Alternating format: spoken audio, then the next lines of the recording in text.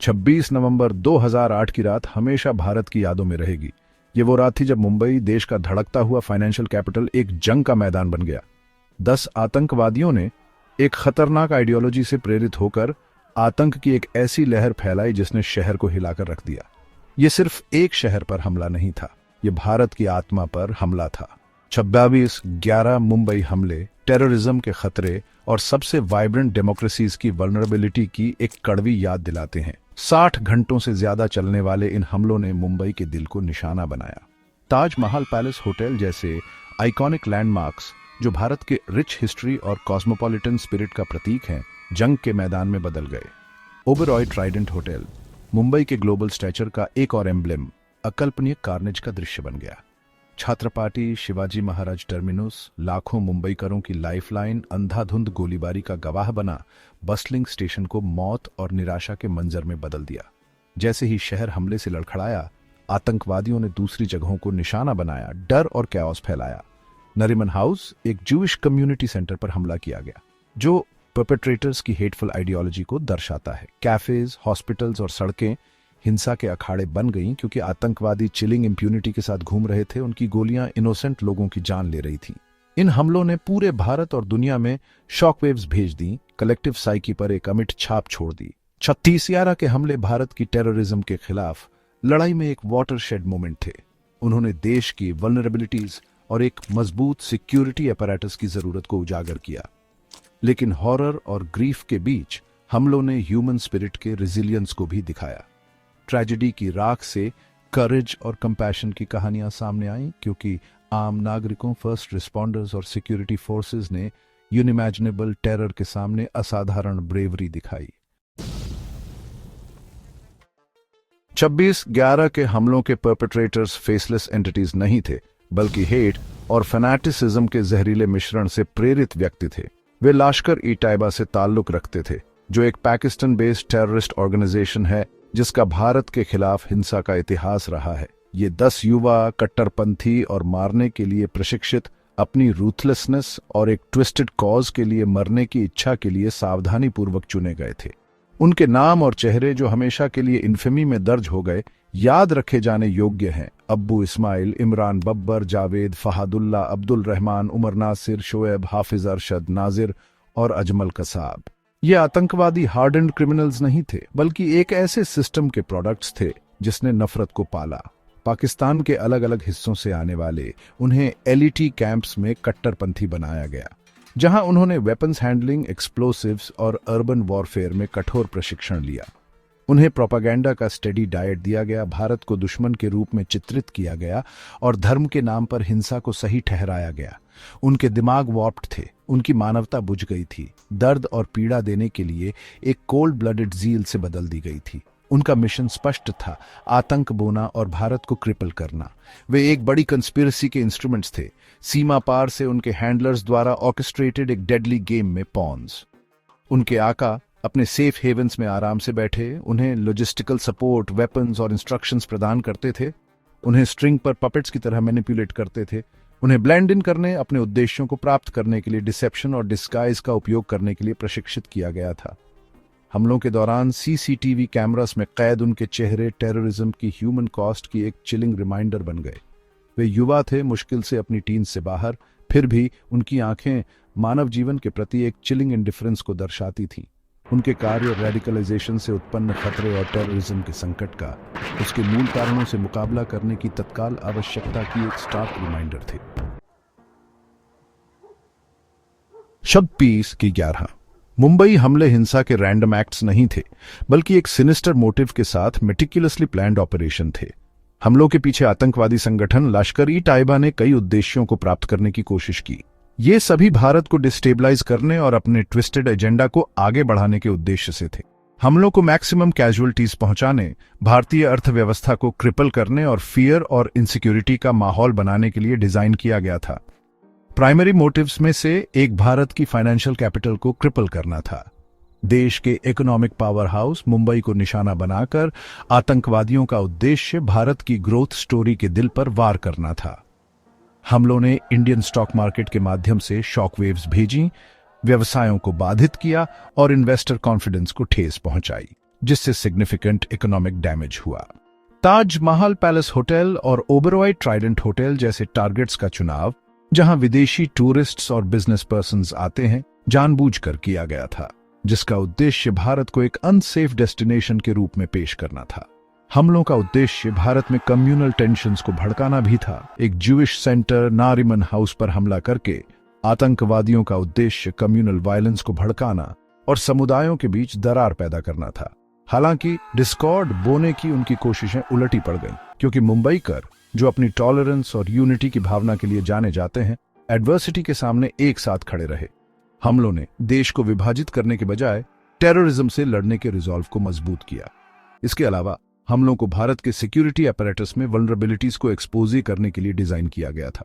भारत की coastal security को breach करके और कई लोकेशंस पर कोऑर्डिनेटेड अटैक्स करके आतंकवादियों ने देश की इंटेलिजेंस गैदरिंग और सिक्योरिटी प्रिपेयर्डनेस में गैप्स को उजागर किया। हमलों ने भारत के लिए अपनी सिक्योरिटी इंफ्रास्ट्रक्चर को मजबूत करने, इंटेलिजेंस शेयरिंग को बढ़ाने और काउंटर टेररिज्म के लिए अधिक प्रोएक्टिव अप्रोच अपनाने के लिए एक वेकअप कॉल के रूप में काम किया। Section 4, Anatomy of an Assault, The Terrorists' Trail of Bloodshed। 26/11 Mumbai हमले एक केयरफुली ऑर्केस्ट्रेटेड असॉल्ट थे जो चिलिंग प्रिसिजन के साथ सामने आए। पाकिस्तान से समुद्र के रास्ते पहुंचने वाले आतंकवादी मुंबई के तट पर उतरे और कोऑर्डिनेटेड और सिंक्रोनाइज्ड तरीके से कई लोकेशंस को निशाना बनाते हुए पूरे शहर में फैल गए।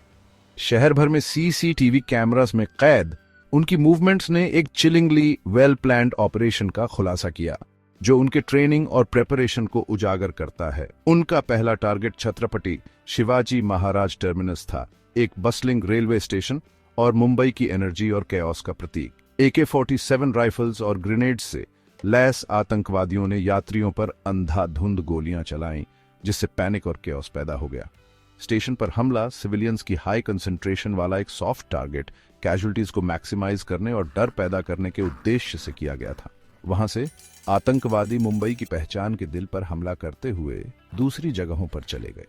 ताजमहल पैलेस होटल एक आर्किटेक्चरल मार्वल और भारत के रिच हिस्ट्री का प्रतीक, अकल्पनीय हॉरर का दृश्य बन गया, क्योंकि आतंकवादियों ने इमारत पर धावा बोल दिया, हॉस्टेजेस को ले लिया और सिक्योरिटी फोर्सेस के साथ भयंकर गन बैटल में शामिल हो गए। ओबेरॉय ट्राइडेंट होटल, एक और लैंडमार्क, को इसी तरह निशाना बनाया गया, जिसमें मेहमान और कर्मचारी अंदर फंस गए क्योंकि आतंकवादी रैम्पेज पर चले गए। नारिमन हाउस, एक जूइश कम्युनिटी सेंटर पर भी हमला किया गया, जो आतंकवादियों की एंटी सेमिटिक आइडियोलॉजी को दर्शाता है। सेंटर पर हमला, जहां निवासियों और आगंतुकों को बंधक बनाकर रखा गया था, एक पर्टिकुलरली हेनस एक्ट था, जो आतंकवादियों के मानव जीवन के प्रति डिसरिगार्ड को उजागर करता है। एक्सप्लोसिव्स और एम्युनिशन से लैस आतंकवादी एक प्रोलॉन्ग्ड सीज में शामिल हो गए, सिक्योरिटी फोर्सेस के पेशेंस और रिजॉल्व की परीक्षा ली। Section 5, India fights back, the response to unthinkable terror. जैसे ही मुंबई 26/11 के हमलों के प्रभाव में लड़खड़ाया, भारत के सिक्योरिटी फोर्सेस ने अभूतपूर्व आतंकी हमले का मुकाबला करने के लिए एक मल्टी प्रोंग्ड रिस्पॉन्स शुरू की। नेशनल सिक्योरिटी गार्ड, भारत का एलीट कमांडो फोर्स, आतंकवादियों को बेअसर करने और बंधकों को बचाने के लिए नई दिल्ली से मुंबई लाया गया।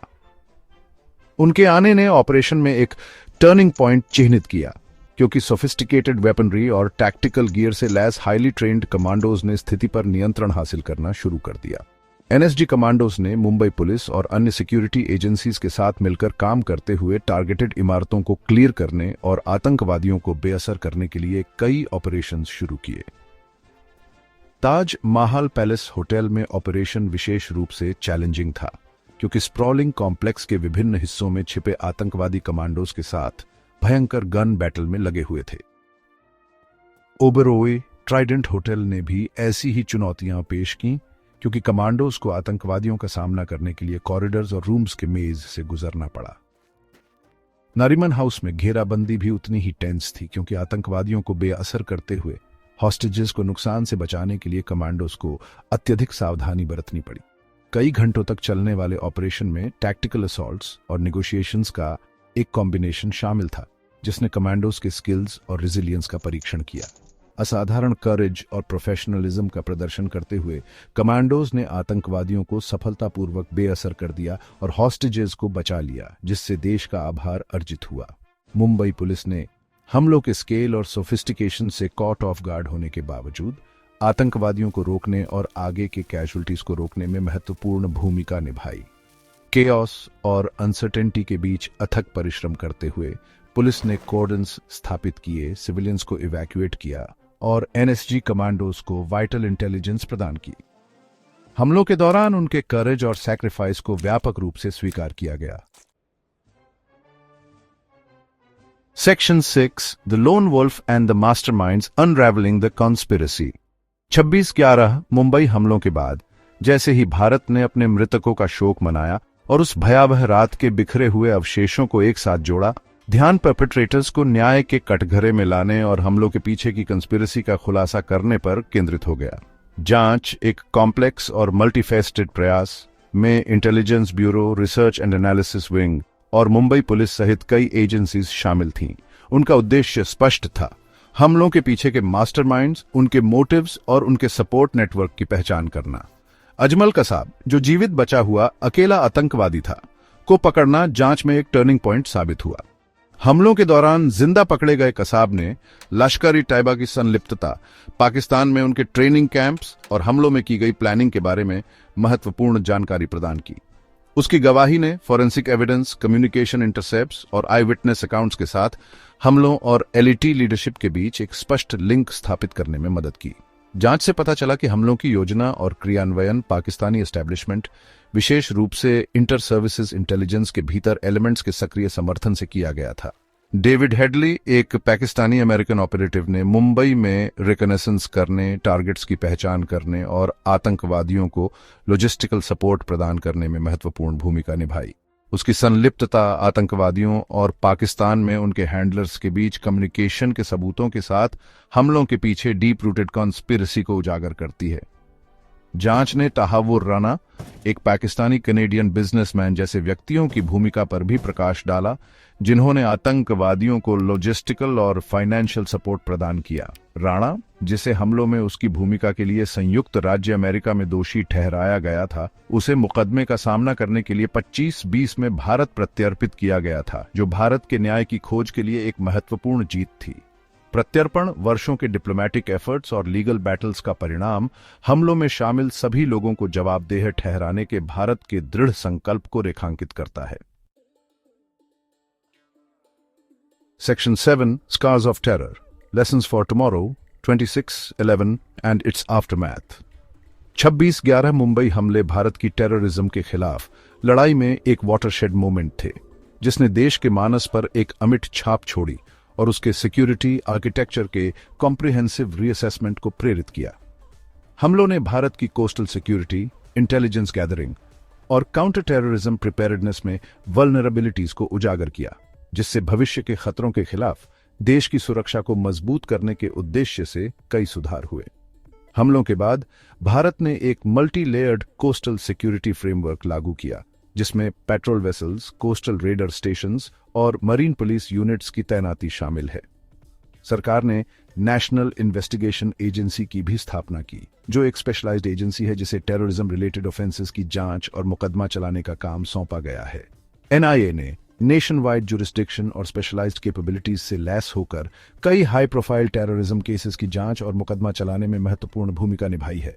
हमलों ने भारत की काउंटर टेररिज्म स्ट्रैटेजी में एक पैराडाइम शिफ्ट का भी नेतृत्व किया, जिसमें इंटेलिजेंस शेयरिंग, इंटरनेशनल कोऑपरेशन और आतंकवादी नेटवर्क को बाधित करने के प्रोएक्टिव मेजर्स पर अधिक जोर दिया गया।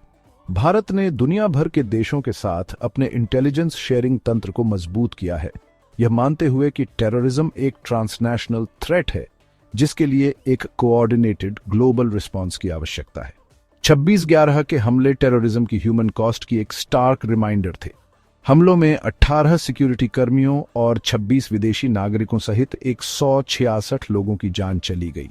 बिखरे हुए जीवन और लॉस की सामूहिक भावना का एक सिलसिला पीछे छूट गया। हमलों ने मुंबई, जो कभी नहीं सोता, पर भी एक निर्विवाद प्रभाव छोड़ा। अपने रेजिलियंस और स्पिरिट के लिए जाना जाने वाला शहर खुद का पुनर्निर्माण करता है, लेकिन उस भयावह रात के निशान उसकी याद में बने हुए हैं।